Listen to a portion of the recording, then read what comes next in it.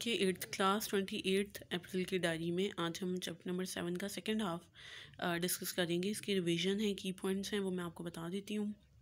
Questions, short questions, long questions इसमें से कैसे बन सकते हैं वो सारा कुछ, ठीक है।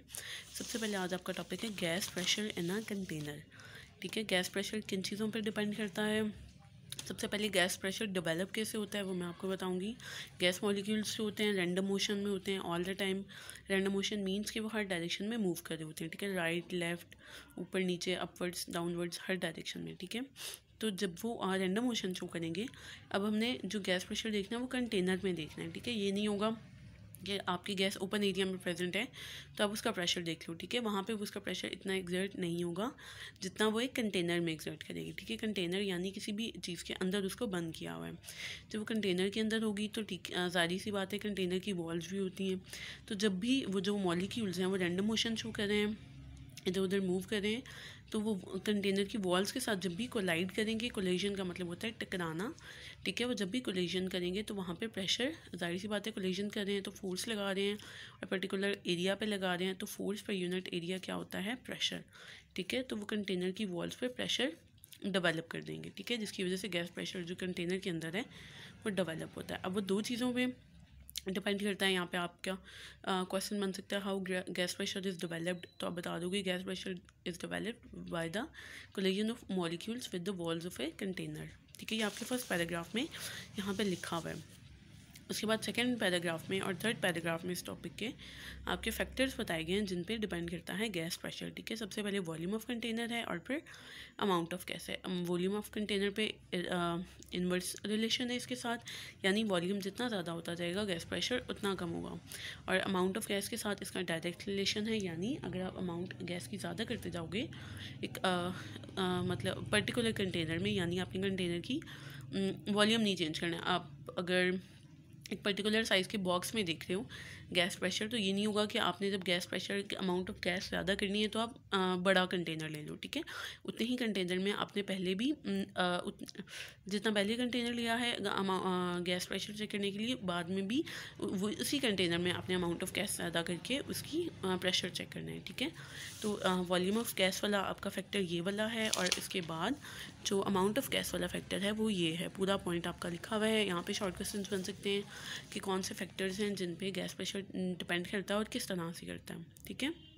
उसके बाद आपका टॉपिक है pneumatics. Pneumatics deals with the pressurised gas to produce mechanical work, यानी गैस जो भी प्रेशर एग्जर्ट करती है हम उसको अपने काम में लाके उससे डिफरेंट वर्क परफॉर्म करवा सकते हैं, ठीक है। अब वो उसके एप्लीकेशंस क्या हैं, उसका यूज़ क्या है, वो आपके सारे पॉइंट्स लिखे हुए हैं। ऑटोमोबाइल टायर्स में आप कंप्रेस्ड गैस होती है, आप जब टायर को फिल करते हो टायर के अंदर गैस फिल होती है, आपको पता है। ऑटोमोबाइल यानी आपकी गाड़ियाँ, बाइक्स वगैरह जो भी, ठीक है। इसके अलावा स्प्रे गन्स होती हैं, एयर पावर्ड मोटर्स होती हैं, ब्रेक सिस्टम, डेंटिस्ट्री टूल्स वगैरह, इन सब में आपका प्रेशराइज्ड गैस जो है वो यूज़ होती है, और इस प्रेशराइज्ड गैस से हम आगे काम ले सकते हैं, ठीक है।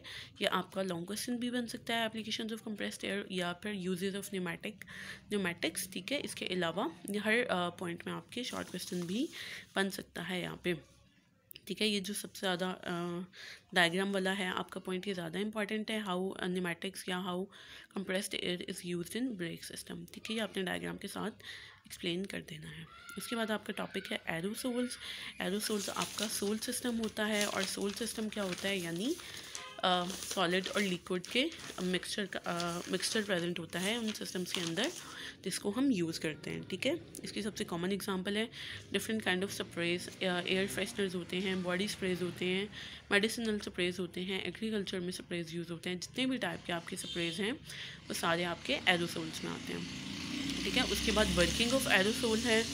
वर्किंग ऑफ एरोसोल में आपको मैंने ये भी समझाया हुआ है कि किस तरह से एरोसोल्स वर्क करते हैं। 4 चीज़ें प्रेजेंट होती हैं इसके अंदर, प्रोपेलेंट होता है, प्रोडक्ट होती है, वॉल्व प्रेजेंट होता है और नोजल होती है, ठीक है। प्रोपेलेंट और प्रोडक्ट जो है वो आपके मिक्सचर ऑफ फ्लूइड्स होता है, 2 लिक्विड्स होते हैं। वॉल्व आपके इसके मेटल कैन के अंदर प्रेजेंट होता है, ठीक है। और नोजल आपके इसके हेड पे प्रेजेंट होती है जिससे आपको प्रोडक्ट मिलती है, ठीक है। सबसे पहले एक बटन होता है जिसको आप प्रेस करते हो, ये सारा सिस्टम मैंने आपको बता दिया हुआ है। ये भी आपका इंपॉर्टेंट लॉन्ग क्वेश्चन है कि हाउ डू एरोसोल्स वर्क या explain the working of aerosol, ठीक है। इसके अलावा आप इसमें से शॉर्ट क्वेश्चन भी बन सकते हैं, what is the purpose of propellant, what is the purpose of what is product, या what is the purpose of nozzle, ठीक है। अगर तो आपको नोज़ल वाला क्वेश्चन आएगा तो आप इसको यहाँ से करोगे। The narrow nozzle breaks the flowing liquid into tiny drops which comes out as a fine spray, ठीक है। इसके अलावा अगर प्रोडक्ट का यहाँ पे बताया हुआ है, the product is the substance which is actually used as air freshener, hair sprays और इंसेक्ट रिपेलेंट एक्सेट्रा, यानी जो चीज़ हमें मिलती है बॉडी स्प्रे वगैरह या कोई भी स्प्रे बॉटल को प्रेस करने से, तो वो हमारी प्रोडक्ट होती है, ठीक है। और propellant is the means of pushing the product out of the can, ठीक है। प्रोपेलेंट का मतलब होता है धकेलने वाला, ठीक है। तो उसका सिर्फ ये काम होगा कि जो प्रोडक्ट है उसको उसने पुश करना है कैन से बाहर, ठीक है। ये आपके प्रोडक्ट और प्रोपेलेंट का मैंने बता दिया। ये सारी आपकी वर्किंग है, किस तरह से वर्क करता है, और नोज़ल का क्वेश्चन बन सकता है, तो वो भी मैंने आपको शॉर्ट बता दिया। उसके बाद आपका टॉपिक है एटमॉस्फेरिक प्रेशर। एटमॉस्फेरिक प्रेशर आपका जिस तरह से नॉर्मल प्रेशर है उसी तरह से, लेकिन अगर आप एयर को कंसिडर करोगे तो उस वेट को और एरिया को, तो आपका एटमॉस्फेरिक प्रेशर होगा, ठीक है। पर्टिकुलर एरिया पे जो आपका वेट होता है एयर का, या जो भी फोर्स एग्जर्ट करती है एयर, वो आपका एटमॉस्फेरिक प्रेशर होगा। इसका यूनिट होता है स्टैंडर्ड एटमॉस्फेयर, ठीक है, जिसको हम ATM से एब्रीविएट करते हैं, और 1 ATM is equal to 1/300 pascal, ठीक है। इसको आप इस तरह से भी कर सकते हो, और साथ में आप अगर आपसे रिलेशन पूछा जाए कि 1 ATM is equals to how many pascals, या what is the relationship between ATM and pascal और न्यूटन पर मीटर स्क्वायर, ठीक है, तो आपने वो बता देना है। ये 1/1 आपको मैंने पहले भी बताया हुआ है, जितने न्यूटन मीटर पर स्क्वायर होते हैं उतने ही पास्कल होंगे, तो 1/300 newton per metre square is equal to 1/300 pascal और इज इक्वल टू 1 ATM, ठीक है। ये इसका रिलेशनशिप है तीनों यूनिट्स के दरमियान में। अब ये आपका शॉर्ट क्वेश्चन भी बन सकता है, ठीक है। What is the unit of ATM atmospheric pressure, और डेफिनेशन भी इसकी बन सकती है, ठीक है। अगर आपका एटमॉस्फेरिक प्रेशर पे लॉन्ग क्वेश्चन आएगा तो आपने एटमॉस्फेरिक प्रेशर की डेफिनेशन, उसका फॉर्मूला, यूनिट, रिलेशनशिप, और उसके बाद how it varies with altitude, ये भी आपने साथ में बता देना है। अब वेरिएशन ऑफ विद ऑल्टीट्यूड किस तरह से है कि ऑल्टीट्यूड का मतलब होता है ऊंचाई, ठीक है। ऊंचाई या गहराई में भी आप ले सकते हो इसको, ठीक है। यानी आप कितनी ऊंचाई पे जाओगे तो आपका जो एटमॉस्फेरिक प्रेशर है वो किस तरह से चेंज होगा। तो सबसे पहले तो सबसे ज़्यादा प्रेशर प्रेजेंट होता है अर्थ सरफेस पे। क्यों ज़्यादा होता है? क्योंकि वहाँ पे वेट ऑफ एयर भी सबसे ज़्यादा होता है, ठीक है। जैसे जैसे आप ऑल्टीट्यूड पे जाते हो यानी ऊंचाई पे जाते हो, तो जो वो एटमॉस्फेरिक प्रेशर है वो कम होता जाता है, ठीक है। इसी वजह से आपको सांस लेने में मुश्किल पेश आती है वहाँ पे, क्योंकि वहाँ पे जो एटमॉस्फेरिक प्रेशर है वो कम है, ठीक है।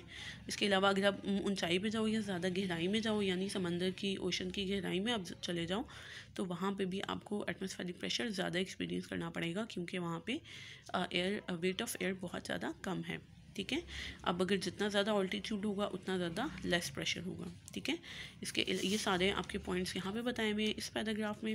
उसके बाद ये आपका क्वेश्चन बन जाएगा how atmospheric pressure varies with altitude, ठीक है। इसके अलावा इस ऑल्टीट्यूड को चेक करने के लिए या आपका प्रेशर अल्टीमीटर एक इंस्ट्रूमेंट यूज़ होता है जो हम यूज़ करते हैं कि ऑल्टीट्यूड कितना है, इसमें एटमॉस्फेरिक प्रेशर की वैल्यू ऐड कर दी जाती है, जिससे पता चल जाता है कि यानी आपका एटमॉस्फेरिक प्रेशर जितना ज़्यादा होगा, ठीक है, उतना ज़्यादा ऑल्टीट्यूड कम होगा, ठीक है। तो इस तरह से ये जो मशीन है ये वर्क करती है, ठीक है। ये सारी वर्किंग आपकी इस पैराग्राफ में बताई गई है। ये भी आपका शॉर्ट क्वेश्चन बन सकता है, हाउ प्रेशर अल्टीमीटर वर्क्स, या what is the working of pressure altimeter, ठीक है। इतना ही है आपका ये चैप्टर। आपको इसमें जो भी नहीं समझ में आई वो आप क्लास में आके मुझसे पूछ सकते हैं।